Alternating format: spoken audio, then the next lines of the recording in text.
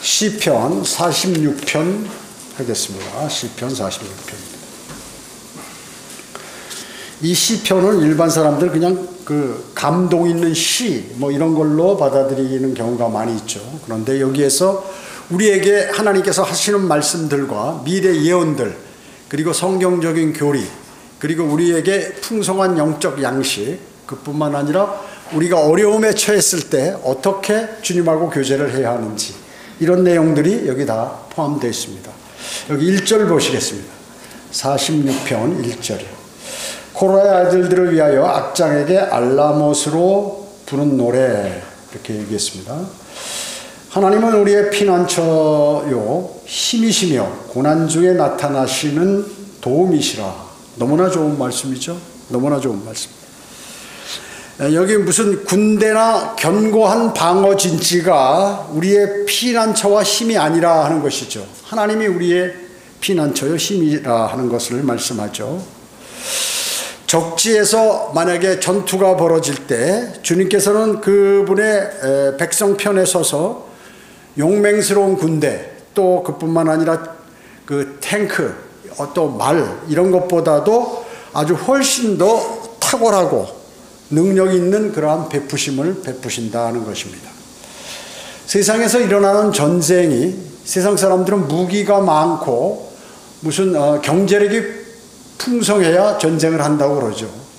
그러나 실제 그렇지 않습니다. 하나님께서 어느 편에 서 계신가 하는 게 중요하시고, 그 다음에 중요하고요. 그 다음에 하나님께서 역사를 어떻게 관장하고 계신가, 이것이 대단히 중요합니다. 그래서 거기에 의해서 판도가 바뀌게 된다는 것이죠. 그래서 그리스도인은 이런 점을 반드시 마음에 새기고 안심해야 돼요. 그뿐만 아니라 주님 안에서 강건하고 담대한 삶을 사셔야 돼요. 왜? 내 안에 주님이 계시고 주님이 나를 인도하신다 하는 그러한 확고한 믿음을 갖고 있어야 하는 것이죠. 이스라엘이 이집트에서 해방이 돼가지고 이제 광야로 나왔죠. 그래서 가나안 땅으로 진군에 들어가면서 요단강을 건너가서 여리코 성을 물리칠 때까지 그 많은 전쟁들이 있었죠. 그 누가 하셨나요? 하나님께서 앞에 나가서 하나님께서 싸워주셨다고 말씀해요. 병력과 무기와 전투력을 비교하면 이스라엘은 당연히 패해야 되는데 전부 승리하고 그 땅으로 들어왔다 그 얘기죠. 그래서 그 많은 200만 명의 사람들, 적어도 군인들만 60만 명 이상이 되는데 그 사람들이 몰려오는 거를 그 주변에 있는 나라들이 다 알고 이미 방어 준비를 다 하고 있었단 말씀이죠. 그리고 그들은 훈련된 군사들이고 무기도 많고 그랬어요. 그런데 어떻습니까? 하나님께서 명령한 대로 작전을 수행함으로 전부 백전백승을 했던 것이에요. 한 번도 지지 않았어요. 오면서. 물론 중간에 약간의 여러 가지 잘못된 사람들에 의해서 사람들도 죽는 일이 벌어졌지만 하여튼 모두가 승리를 하게 되었다는 것. 여러분 어떻습니까? 전쟁을 수행하려고, 전쟁은 뭐냐 하면 큰 국가 간의 이런 싸움, 전투는 국지전, 이런 걸 전투라고 그래요. 그런데 이거를 한번 하려고 그러면 어마어마한 준비를 해야 돼요. 준비. 우선 적에 관해서 적이 얼만큼 무기를 갖고 있고, 그리고 정신력이 어떤가, 거기에 그 무슨 대통령이나 뭐 수상이나 총통이나 뭐 이런 사람들, 지휘자들, 이런 사람들의 성격이 어떻고 자질이 어떤 사람인가를 다 분석을 해요, 이걸. 그뿐만인가요?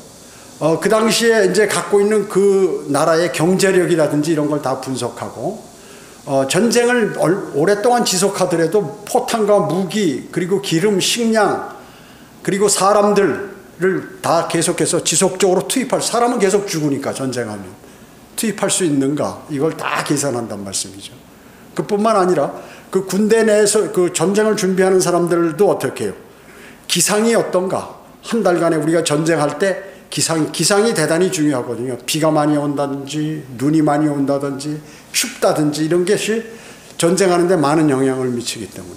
그뿐만 아니라 이제 그 참모별로 이렇게 정보, 적에 관한 정보, 그 다음에 기상, 뭐 이런 것들 정보 참모가 다 준비를 해서 합니다. 작전 참모는 보병, 기갑, 통신, 그리고 뭐 이런 것들, 전체 공병, 이런 그 병과들의 모든 전투력을 집약시킬 수 있도록 해요. 그리고 공군, 해군까지 합동작전하기 위해 이런 걸 다 준비해야죠. 그 다음에 뭐 인사는 뭐 여러 가지 그 사람들에 관한 그 배치라든지 뭐 이런 거. 군수는 어떻게 기름과 포탄과 무슨 뭐 이런 것들을 다 준비해서 어떻게 해야 되는가. 이러면 이제 그 작전 장교가 작전 참모나 이런 사람들이 그 작전 계획을 수립한다고요. 그 다음에 예행 연습을 해요. 그런 이런 완전 전쟁 준비를 해가지고 그때 예비대는 어떻게 하고 공수부대는 어떻게 후방에 침투시켜서 적을 교란하고 뭐 이런 것까지 전체적으로 완벽하게 준비한 다음에 전쟁을 해야 되는 거지. 일반 사람들의 전쟁은 이와 같이 철저하게 준비해도 잘못하면 진다 그 얘기죠. 근데 하나님은 어때요? 그런 준비가 필요 없어요. 하나님께서는 야 앞으로 가라. 가서 너희 돌진해서 싸워라. 내가 이기도록 하겠다 하면 이기시는 거예요. 그러니까 전쟁의 주라 그 얘기죠. 전쟁은 주님께 속해 있는 거예요. 그러니까 주님께서는 무슨 인간이 전쟁하는 것처럼 수개월간 준비하고 노력하고 훈련하고 이런 것이 아니에요. 그냥 나가서 전쟁하라. 그러면 해서 이기도록 해버리고 하늘에서 우박을 내리시고 번개를 내리시고 비를 내려서 그리고 뭐 여러 가지 일들로 통해서 전쟁을 이기도록 딱 만드신다 그 얘기죠. 인간의 생각과 하나님의 생각이 얼마나 틀린지를 알 수 있어요. 알 수 있어요. 그러니까 뭐 예를 들어서 포탄 하나를 쏠 때 그걸 수학적으로 계산해가지고 말이죠. 지도를 다 놓고 인공위성에서 받은 그 사진 갖고 분석을 해서 경도, 위도, 각도를 다 해가지고 뭐 쏴서 미리 준비하고 미사일 쏠 때도 이런 걸 다 준비한단 말이에요. 철저하게. 너무 고통스럽지 그 과정이요. 힘들고. 그래서 그걸 잘하는 군대가 이기고 가는데 하나님은 그냥 야 고개가 풀어 하면 그냥 이기는 거야. 걱정하지 마라. 내가 앞에 가면서 다 싸워줄게. 1,001명을 보내가지고 아시리아군 18만 5천 명을 하룻밤 사이에 싹 다 누여버려요. 다 죽인다고 얘기죠. 간단한 분이에요. 인간이 생각하는 거. 인간은 노력하고 힘들고 괴로운 것 같아도 하나님은 그런 게 없어요. 주님은 어려워서 못할 일이 없으세요. 그걸 여러분 꼭 아셔야 돼요. 그래서 모든 피난처는 거짓된 것들이고 모든 힘은 약하다, 허약하다. 세상에 힘은 바로 뭐예요? 하나님께 속해 있다. 전쟁은 하나님께 속해 있다 하는 것이에요. 그래서 주님은 어려울 때 우리의 친구시고 진정한 친구가 되어주셔요. 사람들이 어렵고 괴롭고 영적인 갈등을 느끼는 건 뭐냐면 하나님과 친하지 않아서 그래요. 하나님과 친해야 되는 거예요. 사람을 신뢰했기 때문에 많은 실망을 하게 된다는 것입니다. 그런데 우리가 이제 어려울 때 막 진정 어려울 때 있잖아요. 그럼 다른 게 안 보이잖아요. 그 일만 생각이 나지. 그때 도움이 어때요? 즉시 있어야죠. 도움이. 뭐 한 달 후에 두 달 후에 있으면 그 전에 이미 사망한다든지 무슨 문제가 그 일이 다 깨진다든지 필요할 때 딱 도움이 필요한 게 그게 정확한 도움 아니에요? 그래서 도움을 요청하는데 이게 늦어질 수 있다고요. 이게 늦어질 수 있어요. 그러나 우리가 요구하는 건 뭐예요? 하나님께서 바로 현장에서 그 자리에서 해주시길 원하죠. 초조한 사람은 상당히 그런 것들이 필요라든지 어려움이라든지 어떤 도움이 즉각적인 것을 원하는 것이에요. 그렇지만 지금도 우리는 도움을 필요로 하죠. 우리는 순간마다 주시는 주님의 은혜로 살아가는 거예요. 사실 순간마다. 만약에 여러분이 차를 운전하고 갈 때 옆에서 다른 사람이 끼어드는데 1cm나 2cm만 더 내가 앞으로 달렸으면 어떻게 충돌해서 나도 다치고 상대도 다치고 심지어 죽는다든지 이런 일들이 벌어지는데 그 순간 몇 센치 차이로 살아남는 사람이에요. 그러니까 순간마다 주님의 도우심과 은혜가 있다 그 얘기죠. 오늘 내가 무슨 세상의 일을 나가서 기도하고 하는데 이것이 계약이 깨지거나 잘못되면 크나큰 타격을 입는다. 그랬을 때 그 순간에 안 될 것을 주님께서 돌려서 되게 하시는, 이렇게 하시는 분이다. 그래서 우리의 모든 삶은 순간순간 그분께서 주시는 그 은혜로 살아가기도 하는 것입니다. 여기 특히 오늘 본문 46편 1절은 마틴 루터, 여러분 종교개혁자 아시죠? 마틴 루터가 그 독일의 비텐베르크 묘지에 묘비에다 이 1절을 기록해냈어요. 하나님은 우리의 피난처시요 힘이시며 고난 중에 나타나시는 도움이시라. 마틴 루터 묘비에 이게 딱 새겨져 있어요. 종교개혁할 때 너무 힘들었어요. 목숨 걸고 했거든요. 로마 카톨릭 신부가 그때 95개 조항을 말이죠. 비텐베르크 그 성교회 문 앞에다 탁 붙여가지고 왜 그렇습니까? 그 면죄부를 그때 로마 카톨릭이 만든 거예요. 베드로 대성당, 그 베드로 성당을 짓기 위해서 어마어마한 돈이 들어가니까 이제 어떻게 만들었냐 얘기를 했냐면 돈을 내면 벌을 많이 받을 거 조금 받는다. 면제해 준다. 전체를 뭐 벌을 없애주는 게 아니라 면제해 준다 그래. 그래서 뒤에 헌금통이 있으면 은전이나 이런 걸 빨랑 그 소리와 함께 그 소리와 함께 그 어떤 죄들이 삭감되거나 아니면 연옥에서 탈피해서 위로 올라간다. 하늘로 올라간다. 이런 교리를 내버려. 그것이 발단이었어요. 최초 큰 발단은. 그러니까 이 1517년 교황 레오 10세가 바로 이 성베드로 성당을 짓는데 이제 이 면죄부를 발부하게 됐다 그 얘기죠. 그렇기 때문에 이 면죄부 판매와 비성경적인 로마 카톨릭의 행동에 비성경적인 내용을 가지고 있기 때문에 강하게 루터가 이렇게 비판하면서 종교개혁을 주도했던 것이죠. 목숨을 건 거예요. 죽을 뻔한 몇 번 죽을 고비를 넘겼죠. 그때 바로 이 하나님의 말씀을 마음속에 담았던 거죠. 마틴 루터의 그 핵심 내용, 신학적 핵심 내용은 뭐냐면 오직 성경의 말씀 그대로 성경대로 믿어야 된다. 우리와 같은 믿음이죠. 오직 은혜, 오직 믿음, 만인 제사장. 로마 카톨릭이 중간에 사제들이 고해성사 받아가지고 뭐 이렇게 하는 식으로 우리가 직접 하나님께 기도드릴 수 있는데 이와 같이 가로막고 있는 것에 관해서 얘기를 했죠. 그리고 루터 성경도 번역했어요. 우리 영어 킹제임 성경과 같은 계열이죠. 같은 계열이에요. 독일어 성경. 그리고 루터 교회를 형성했는데 지금 루터 교회는 이제 변질되어 버렸어요. 많이. 루터 교회 우리나라에도 있는데 복음을 증거하지 않고 그러죠. 자, 그렇기 때문에 여기 이제 실질적으로 이 내용은 대환란 때 유대인들의 부르는 노래지만 기도지만 우리 삶에도 도움이 된다. 영적으로 적용할 수 있다. 여러분의 피난처는 주님이시다. 다른 게 아니다. 2절 보겠습니다. 2절 3절 그러므로 땅이 없어지고 산들이 바다 가운데로 옮겨진다 해도 우리가 두려워하지 아니하리니 바닷물이 노하고 요동할지라도 바닷물이 불어나서 산들이 흔들릴지라도 우리가 두려워하지 아니하리라. 셀라. 자, 셀라 하면은 대환란 재림. 여러분 그렇게 하시면 그것이 그런 문구구나. 즉 다니엘의 70주 7년 대환란 기간에 유대인들이 그 당시 어때? 실제 땅이 갈라지고 이런 일들이 지진이 일어나고 산이 막 옮겨가고 이런 일들이 실제 벌어진다 그 얘기죠.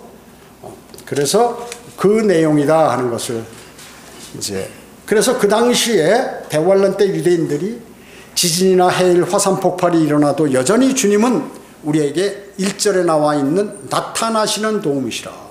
고난 중에 나타나시잖아요. 그분이 나타나시는 도움이시라 이렇게 말씀하고 있는 것입니다. 여기 우리라고 하는 건 사실 교리상으로는 유대인이에요. 유대인. 그러나 우리가 영적으로는 적용할 수 있습니다. 여기 우리가 두려워하지 않으리니 이렇게 말씀하고 있는데, 권능과 사랑으로 충만하신 그분이 계신 곳에서 우리가 움츠릴 필요가 없다. 여러분은 주님을 섬기는 사람이고 주님께서 내 안에 계신데 움츠릴 필요가 없다는 거죠. 여러분이 어려운 가운데 움츠리지 않으면 여러분 영적 전쟁에서 승리하는 것이요. 어려움에 처하거나 마귀의 공격과 영적인 갈등 속에 있을 때 움츠리면 뭐예요? 그건 벌써 여러분 전쟁할 때 각 나라들의 심리전을 해요. 심리전. 그러니까 거기 있는 모든 병사들이 우리는 목숨을 걸고 싸워서 승리한다 하는 사기가 아주 충천되어 있으면 전쟁에서 이길 가능성이 많이 있어요. 그런데 전쟁도 하기 전에 야 우리 전쟁하면 다 죽는다 이러면 끝나는 거예요. 그렇기 때문에 심리전, 그 군대는 심리전 장교가 있어요. 이건 뭐냐 하면 상대 적에게는 무슨 뭐 삐라라든지 방송이라든지 무슨 뭐 이런 그 심리적으로 약하게 해서 전투력을 약화시키고, 우리 아군에게는 그 전투력을 강화시키는 그 일들을 수행하는 심리전 장교, 이런 것들이 있어요. 그래, 그런 일들이 있는데 그러니까 무장이 잘 돼 있어야죠. 영적 전쟁도 마찬가지예요. 내가 마음에서 나는 이긴다, 주님께서 나를 인도하신다, 이렇게 믿는 사람은 어떻게 승리해요? 주님을 온전히 신뢰하기 때문에. 그런데 두려움을 갖고 벌벌 떨고 막 이상한 행동을 하고 숨어버리고 주님 앞에 이러면 어떻게 해요? 지는 거예요. 지는 거예요. 그래서 믿음은 바로 주님께서 파도가 심해도 주님께서 딱 그 파도를 멈추신다. 그 물결을 손으로 제어하실 수 있는 분이기 때문에 그걸 안단 말이죠. 아는 사람이 그 믿음이 큰 사람이 있는 것입니다. 그런데 시련이 많을수록 계속 시련이 한 번만 오면 이겨내는데, 오고 점점 더 큰 게 오고 두 번째는 더 큰 게 오고 세 번째는 나를 아주 완전히 덮쳐서 그 파도가 나를 물속으로 집어넣어서 숨을 못 쉬어서 나를 죽이려고 하는 이런 것까지 있다. 근데 거기에서도 물속에 들어가서도 주님을 신뢰하고 주님하고 교제가 되고 확신을 가지면 살아난다. 살아나. 수많은 사람들이 그걸 못하기 때문에 영적 전쟁이라든지 그 믿음을 지키는 데서 추락해버린다. 추락해버린다. 산들이 흔들릴지라도 히말라야 산맥과 로키 산맥 이런 것들이 막 흔들리면 여러분 어때요? 지진이 나면 산이 흔들리죠. 뭐 진도 뭐 7.9, 8 이렇게 되면 막 뭐 난리가 나죠. 땅이 쪼개지고 뭐 한 10 정도 되면 그거는 뭐 웬만한 건물을 다 없어지고 난리가 나는 거예요. 다 쓰러지고. 내진 설계를 해도 마찬가지예요. 10 이상 가면 그 위험한 겁니다. 그래서 믿음은 더욱 이런 것들이 흔들리게 되면 사람이 말이죠. 그 일본 사람들은 아마 그거 잘 알 거예요. 지진이 나면 막 사람이 공포가 끝없이 물려와요. 공포가 막 이게 흔들려 버리면 이거 이제 내가 죽는구나 이런 생각을 먼저 사람이 탁 하게 되거든요. 전쟁에 나가면 어떻게 해요? 막 총알이 빗발치고 포탄 떨어지고 옆에 사람이 총을 맞거나 포탄에 맞아가지고 피를 흘리고 막 다 죽어가고 말이죠. 몸이 분해돼 버리고 이런 거 보면 사람이 놀래가지고 전쟁을 못해. 그래가지고 그러니까 어때요? 강한 정신력과 그 다음에 훈련 투지력이 있어야 그걸 뚫고 나가고 능히 이기거든요. 그런 가운데서도 적진으로 돌파해서 그걸 목표를 탈취하는 이런 것이 없어요. 마찬가지로 믿음도 똑같아요. 믿음도 자신이 조금 알고 있으면 그걸 가지고 잘 활용을 하고 더 믿음을 불리고 이래 가지고 그거를 이겨나가야 하는 것이에요. 여러분 주님 오실 날까지 여러분은 그리스도인은 영적 전쟁을 치르면서 사는 사람들이에요. 나는 구원받고 이제 성경대로 믿는 사람들이 됐으니까 만사 형통이 될 것이다 이렇게 생각하면 큰 오산이에요. 그런 사람은 바로 공격합니다. 마귀가. 이 땅에서는 여러분 그런 생각을 아예 갖지 마세요. 여기는 주님을 신뢰하고 주님의 인도, 여기선 주님의 인도하심이 없으면 나는 생이 황폐하게 된다. 이거 딱 보고 그것만 갖고 영원 세계에서 여러분 그걸 누리셔야 돼요. 천년왕국이나 영원 세계에서 누리셔야지 여기서 누리시려면 어리석은 사람이에요. 마귀가 그 사람을 알기 때문에 바로 공격합니다. 바로 공격해요.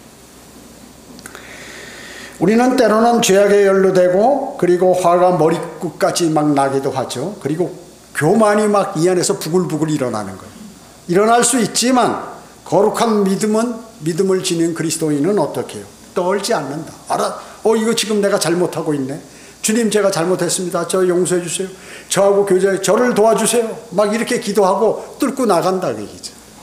거기에 밀려가지고 굴복해버리면 여러분 믿음의 선한 싸움에서 마귀의 포로가 되어서 질질 끌려 다니는 사람이 된다는 것입니다.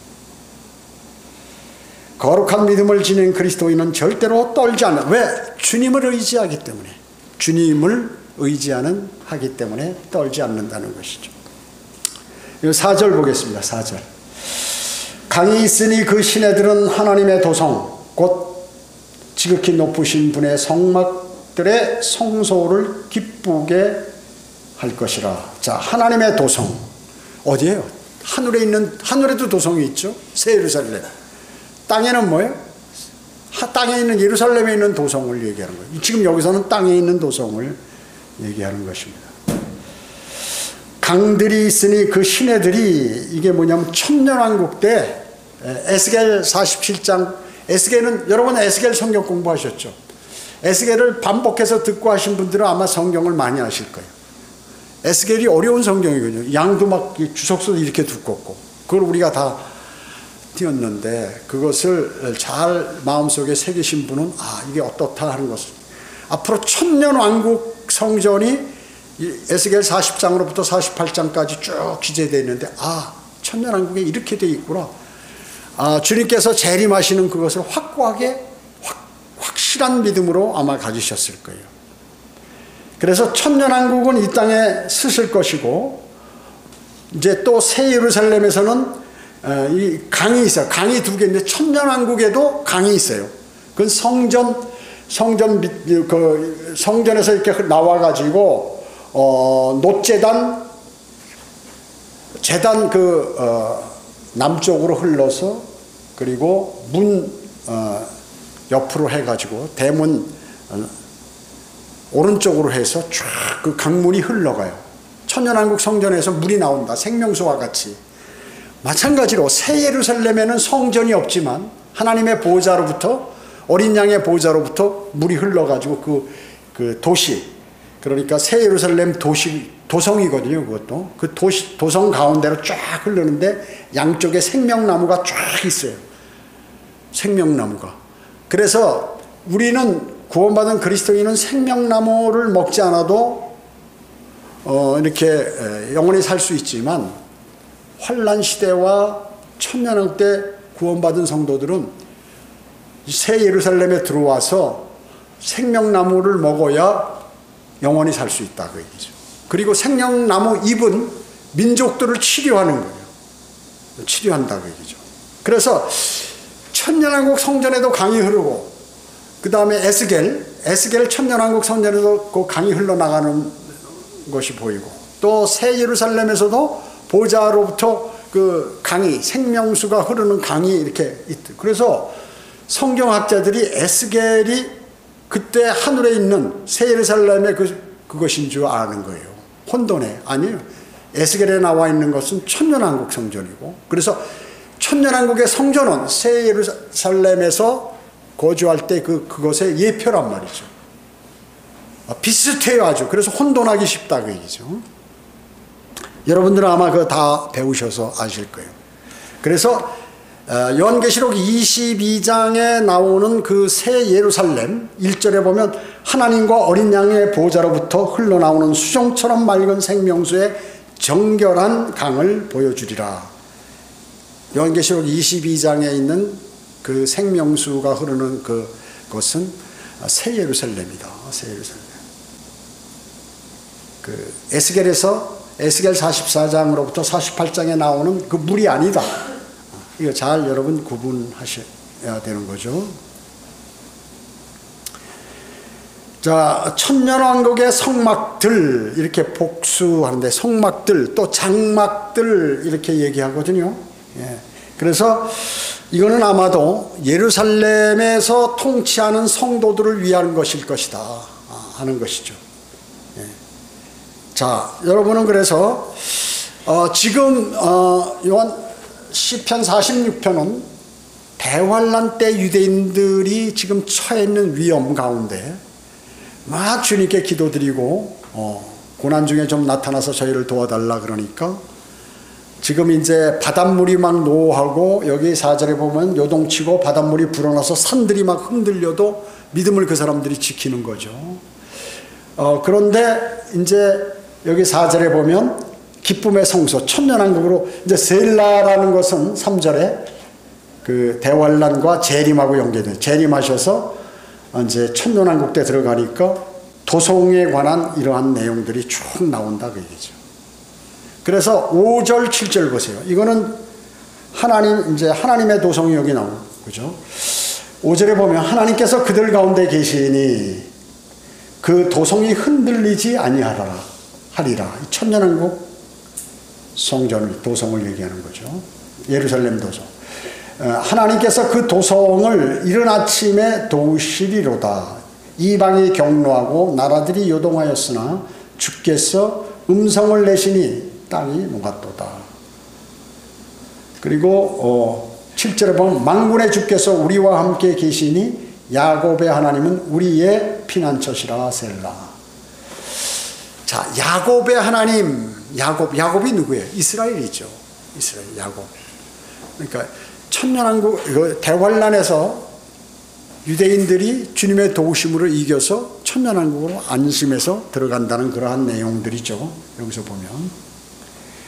자, 그렇기 때문에 지금 여기 4절에 하나님의 도성은 땅에 있는 도성이라고 그랬습니다. 하늘에 있는, 근데 사람들은 이거 많은 성경학자들이나 목사들이 하늘에 있는 도성으로 생각하는 거예요. 하늘나라 가면 이런 일이 있을 것이다. 뭐 이렇게 생각하고 있는데, 아니, 땅에 있는 도성의 유대인들의 교리상은, 그러나 우리가 영적으로 적용해서 우리의 도움을 받을 수 있다 하는 그런 내용이죠. 5절에 하나님께서 그 도성을 세우실 것이라고 하는데, 자, 누가 세워요? 그 하나님의 도성은? 그 도성을 하나님께서 세우셔요. 그래서 하나님의 도성이야. 근데 여러분 어거스틴이라고 들어보셨죠? 성 어거스틴. 성자 로마 카톨릭이 붙인 거예요. 성인이라고. 성 어거스틴. 그 어거스틴이 정말 대단한 사람이었어요. 제가 볼 때도 과거에. 제가 장로교회 다닐 때 어거스틴의 그 하나님의 도성이라는 그 책이 22권으로 되어 있는데 어마어마한데 그거 많은 양이 요약된 것들이 있다고요. 그 읽어볼 야, 이 사람 대단한 사람이다. 기독교의 모든 교리들이 거기 기초가 됐어요.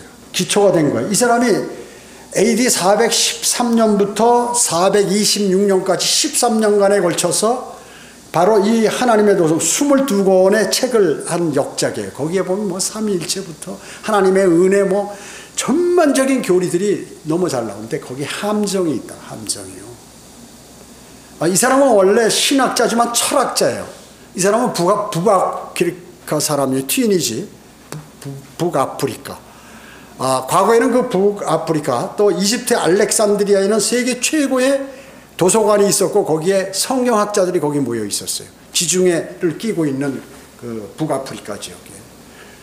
그렇기 때문에 이 사람은 거기서 아주 대단히 하는데 바로 하나님의 도성이라는 제목으로 그 방대한 책들을 13년간 기록해 놨는데 마지막에 이제 이 사람은 이제 선과 악에 관해서 막 이렇게 얘기를 하죠. 그래가지고 두 가지 세속적인 도성과 하나님의 도성이 있다.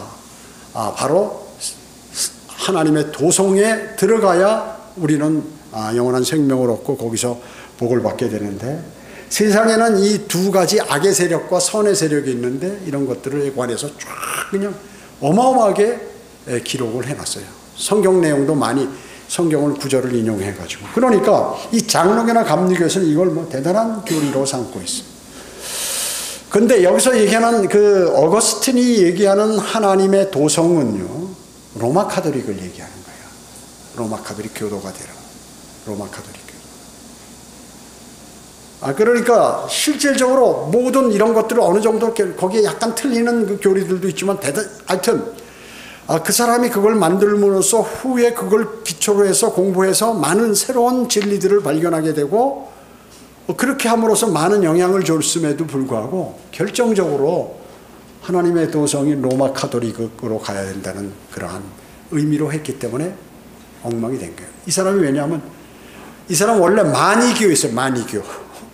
이원론, 선과 악 두 개로만 딱 구분해서 뭐 하는 그거 하다가 한 30대 중반쯤에서 이제 로마 카톨릭 신부 공부를 해서 신부가 돼가지고 이제 뭐 히포의 주교가 됐죠. 대단한 뭐 아주 그 성경학자라고도 볼 수 있는데 이 사람이 철학을 먼저 공부해. 그 다음에 신학도 공부하고. 그러니까 우리 그 이번 수련회 때 피 흘린 발자취에서 그 성경대로 믿는 사람들이 핍박받은 거 있죠. 이 계열이 아니라 로마 카톨릭 계열에서 뛰어난 사람이에요. 로마 카톨릭 계열에서. 그러다 보니까 지금 어거스틴은 아주 장로교에서 특히나 아주 최고의 사람으로 최고의 그 로마 카톨릭에서도 그래서 성자를 붙였잖아요. 성자를 성 어거스틴. 로마 카톨릭은 성도가 어떤 그들이 이제 형제 자매들을 이렇게 얘기는 하지만 성도란 얘기는 안 써요. 왜냐하면 성인은 죽어서 몇백 년이 돼서 카톨릭 공회에서 정말 카톨릭에 많은 기여를 했다. 이런 사람들에게 성이란 칭호를 붙여주거든요. 그래서 그 앞에다 성자를, 거룩할 성자를 붙여요. 우리는 어때요? 구원받으면 성도라고 얘기죠. 전부. 성도. 그래서 주기도문에 사도신경이니까 성도와 교제하는 거 있죠. 사도신경이. 성도와 교제하는 거 사도신경에. 그 성도와 교제하는 건 로마 카톨릭이 사도신경을 만들었기 때문에 죽은 사람하고 교제하는 거예요. 이 점쟁이들이 죽은 사람 신접한다고 그러죠. 마귀가 하는 거예요. 마귀와 접하는 거예요. 그러니까 성인들과 교제하는 거.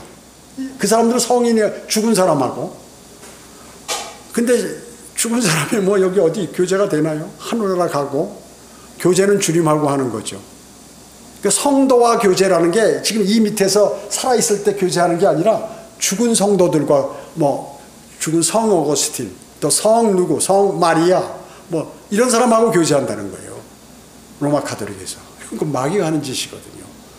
무당들이나 이런 마귀들이 하는 짓이 바로 죽은 그러한 영적 세력하고 교제를 한다는 거. 이거는 죽은 영적 세력이라는 게 마귀거든요. 마귀. 그들이 이순신 장군으로 나타나고 그리고 5살 때 죽은 어린아기 동자 귀신으로 나타나고 그래가지고 그 사람들에게 얘기해 주는 거예요. 그러니까 이런 관념들이 있어가지고 이런 관념을 가지고 철학을 공부하다가 신학으로 옮겨서 그냥 과거에 제가 믿음 생활 일반 교회에서 할 때도 신학을 하기 전에 철학을 해야 된다. 그래서 철학 석사 학위를 받고 그 다음에 신학 박사 학위를 받으면 그건 최고의 그 목회자로서의 자격이 있다. 이렇게 얘기를 해요, 주로. 근데 철학을 배우면 세상 학문이거든. 철학은 성경은 뭐라고 말? 거짓말. 속임수. 이런 건데 사람들이 신학자들이 철학을 배운다고 얘기죠. 그래서 플라톤, 아리스토텔레스 뭐 이런 사람들, 소크라테스 이런 사람들의 내용들을 풍성히 알고 성경도 공부하고 해서 이걸 같이 합산해서 이렇게 짬뽕 시켜가지고 자기들이 아는 척하는 게 이게 바로 세상적인 기독교 교리예요. 로마 카톨릭 특히나. 그러니까 어거스틴이 바로 그런 사람이에요. 칼빈도 마찬가지죠. 존 칼빈도.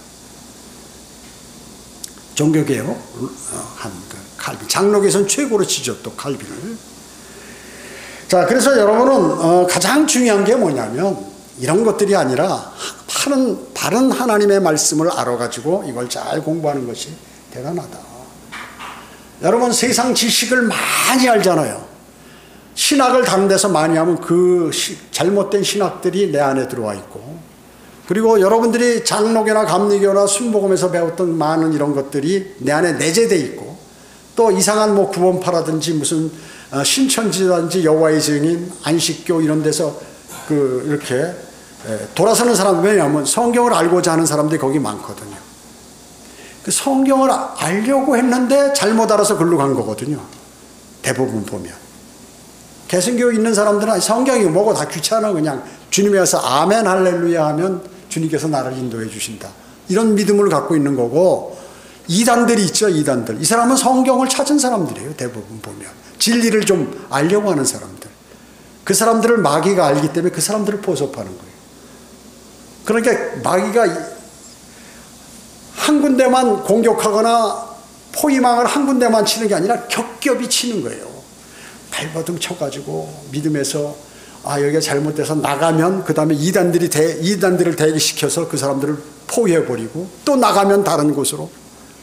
그러다가 어때요? 자만 가득 차가지고 여기 속에 세상 지식과 세상에서 배운 이런 그 잘못된 교리들로 가득 차서 그거를 믿음으로 형성해가지고 하면, 여러분들, 그래서 제가 성경대로 믿는 사람들이 되면 과거에 배운 거 다 버리라는 거죠. 이걸 같이 갖고 있으면 나중에 큰 문제가 된다. 큰 문제가 된다.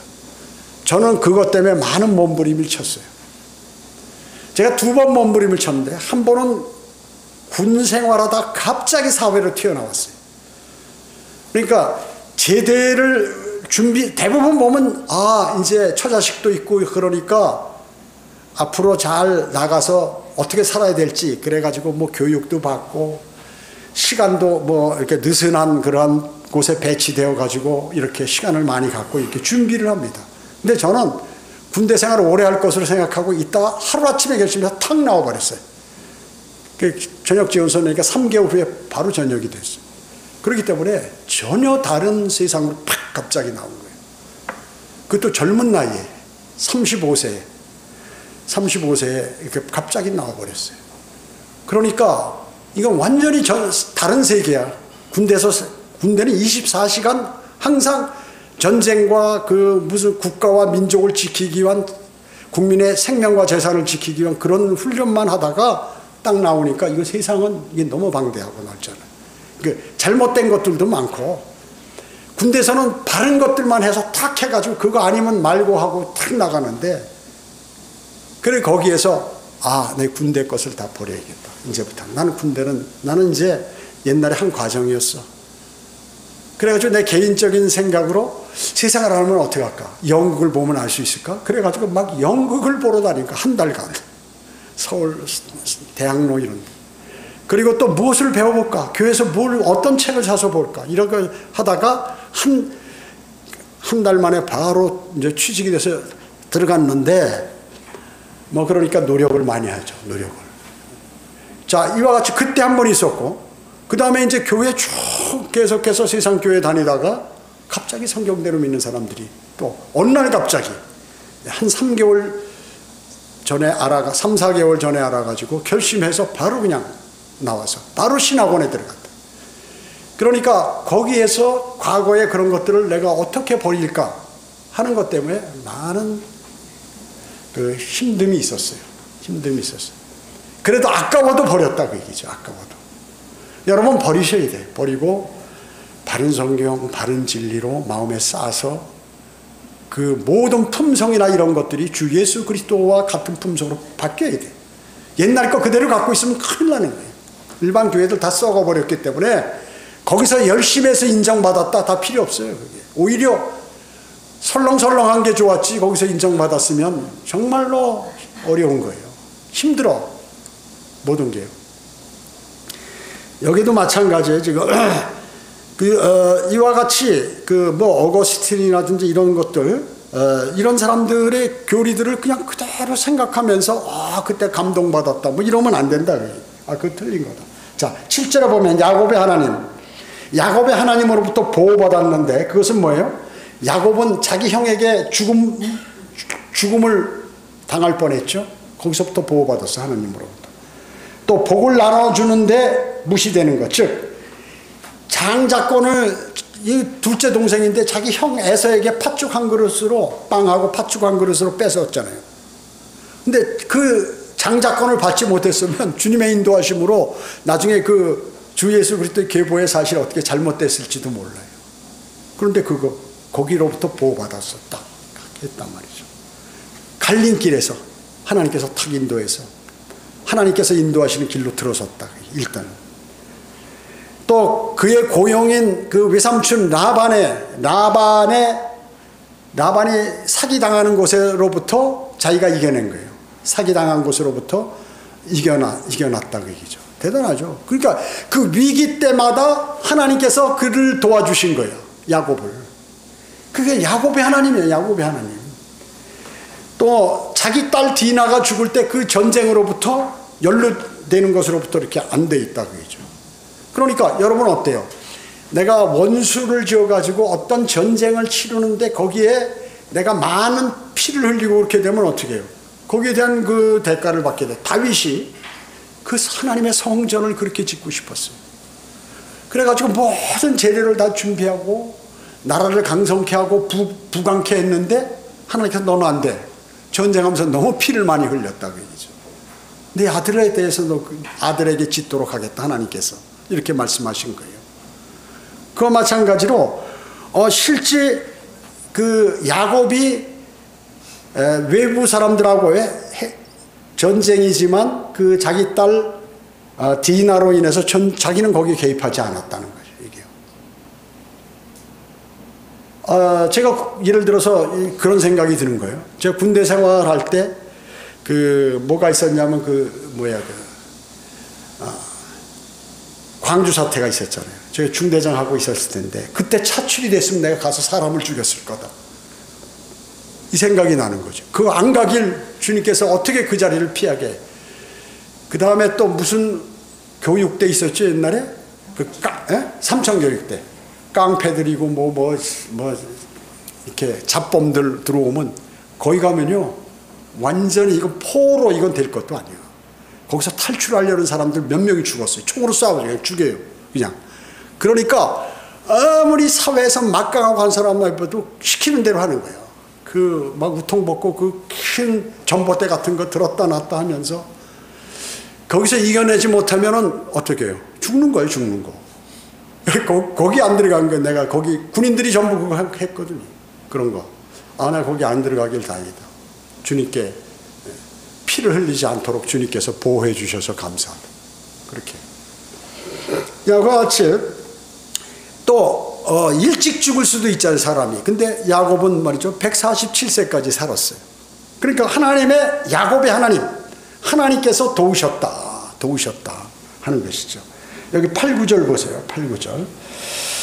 8절에 보면 와서 주의 역사 즉 시편 46편 8절 와서 주의 역사 즉 그가 땅을 황폐케 하신 것을 보라. 그가 땅끝까지 전쟁들을 그치게 하시나니 활을 꺾고 창을 두 동강 내시며 병거들을 불사르는도다. 자, 대환란 때 이런 상황이 뭘까요? 아마겟돈 전쟁이죠. 대환란 재림을 때 얘기죠. 막 그 2억의 군대가 그때 뭐냐면 아마겟돈의 적그리스도의 군대는 두 부류예요. 하나는 뭐냐면 하늘로부터 내려온 그 적그리스도의 군대가 있고 그 왕들, 동방의 왕들이 유프라테스 강을 건너서 유프라테스 강이 그때 마르기 때문에 거길 건너가지고 예루살렘 공격하기 위해서 아마겟돈에 이제 다 도달하게 되죠. 자, 그렇게 돼 있는데 실질적으로 그때 내용이라 그 얘기죠. 그때 그가 병거를 불사르시는도다. 그리고 여러분 에스겔에 보면 그 1장과 10절에 비행물체가 나오잖아요. UFO가 나와요. UFO. 그리고 여기에 보면은 이런 것들이 나오고 거기에는 막 그 아마겟돈 전쟁이 나오고 천년왕국의 성전이 나오고 그러니까 이 랍비들이 야 이거 성경에서 이거 빼버리지 이상하다 보니까 하나님의 정중한 말씀인데 뭐 하늘을 날고 말이죠. 무슨 옛날에 그 무슨 담요 타고 날르는 그러한 아리바바 무슨 뭐 이런 아랍 제국의 뭐 같은 이런 내용들이 여기에 있네 성경에. 이거 빼버려야 되는 거 아니야? 그래서 막 많은 논쟁이 있었던 거죠. 거기에 이런 비행물체 같은 것들이 나타나고 그러니까 미확인 비행물체. 그들은 이해를 못했어요. 하나님께서는 구약을 통해서 미래에 일어날 아마겟돈 전쟁이라든지 주님의 재림 그리고 천년왕국의 성전 이런 것들을 에스겔 선지자를 통해서 그렇게 기록해 놓으셨는데 이거를 사람들은 모르죠. 잘. 여러분 아마 여기서 처음 그런 걸 배우셨지 일반 교회에서 그런 거 뭐 상상도 못하는 거예요. 자, 여기 10절 11절 보겠습니다. 46편 10절 보면 가만히 있으라 그리고 내가 하나님인 것을 알라. 우리는 막 껄떡대고 이 세상을 많이 살죠. 나는 능력이 있어. 나는 많은 성경 지식이 있어. 나는 재정 능력이 돼. 나는 몸이 건강해. 야, 가만히 있어. 너 그러지 말고 하나님께서 내가 하나님인 것을 알라. 내가 이방 가운데서 높임을 받으니 내가 지상에서 높임을 받으리라. 그렇죠. 천년왕국 때 완전히 그렇게 되실 것입니다. 너희 모든 이방들아 모여서 다 함께 주위에 모이라. 요엘 3장 11절 12절입니다. 오 주여 주의 용사들로 그곳으로 내려오게 하소서. 이방으로 깨어서 여호사밧 골짜기로 올라오게 하라. 이는 내가 거기서 앉아서 주의 모든 이방을 다 심판하실 것입니다. 여러분 아마겟돈 전쟁할 때 아마겟돈으로 오는 것도 있지만 이쪽에 지중해 쪽으로 해서 투르와 시돈, 다마스커스와 투르와 시돈으로 내려오는 그 공격팀이 있고 해서 예루살렘으로, 또 이쪽에서 올리브산에서 이스라엘 골짜기로 해서 들어가는 여러 루트가 있어요. 그 동시에 일어나는 거예요. 동시에 일어난다 거기에. 이런 것들이 이제 있는데 여기에 여호사밧 골짜기로 모이게 해서 병력들을 모여서 거기서 전부 다 몰살시키겠다 하시는 말씀이죠. 자, 천년왕국에서 예수님께서 자연계를 전부 변화시키시죠. 그리고 지상에서 높임을 받으실 것이라는 내용이 바로 10절 11절입니다. 그리고 영적으로 말해서 우리는 끊임없이 행동하는 것이 종횡무진의 원인이 될 수 없다. 그래서 하나님께서는 가만히 있어라. 하나님께서 하시겠다. 이렇게 말씀하고 있는 것입니다. 11절은 대환란의 피난처, 유대인을 얘기하는 것이죠. 셀라라는 셀라. 대환란 재림. 셀라라는 단어가 나오면 이거 대환란과 재림에 관한 내용이구나. 이렇게 하시면 정확합니다. 화평의 천년을 가져오기 위하여 세상을 산산조각 내신 후에 예수님께서 만군의 주께서 하나님의 도성, 땅에 있는 예루살렘 도성이에요. 하나님의 도성에 계신다. 그래서 에스겔 48장 맨 마지막 그쪽에 가면 35절에 가면 주께서 거기 계시다. 하나님께서 즉 예수 그리스도께서 재림하셔서 예루살렘 다윗의 보좌 성전, 그러니까 지성소 아니죠. 거기서 천년간을 통치하신다 하는 것이죠. 그것을 말씀해. 자, 그래서 오늘 46편은 바로 환난을 당하는 유대인들이 부르짖고 주님이 재림하셔서 적그리스도의 군사들을 전부 섬멸하시고 천년왕국을 건립하셔서 거기서 통치하신다는 내용이 46편 안에 다 들어가 있습니다. 대단한 말씀이에요. 그리고 우리의 영적 양심도 주님은 우리의 피난처시고 힘이시고 고난 중에 나타나시는 우리의 도움이시다 하는 그러한 말씀. 마틴 루터가 종교개혁할 때 아주 기치를 내세우고 그의 묘비에도 이것을 새겨놓은 그러한 말씀을 우리는 마음속에 오늘 새겼던 것입니다. 기도하겠습니다. 전지전능하시고 자비로우신 아버지 하나님 감사드립니다. 주님께서 저희에게 베풀어 주신 은혜를 저희는 잘 알고 있습니다. 주님의 백성들 이스라엘을 대환란에 구출시키시고 모든 하나님의 가족들을 또 백성들을 천년왕국에서 함께 하시고 또 통치하신다는 사실을 저희에게 알려주심을 감사드립니다. 저희는 늘 우리의 도움이 되시는 주님께 간구드리고 그분을 신뢰하여 그분의 인도하심을 받도록 주님 인도해 주시기 원합니다. 은혜 감사드리오며 다시 오셔서 저희를 데려가실 주 예수 그리스도의 이름으로 기도드립니다. 아멘.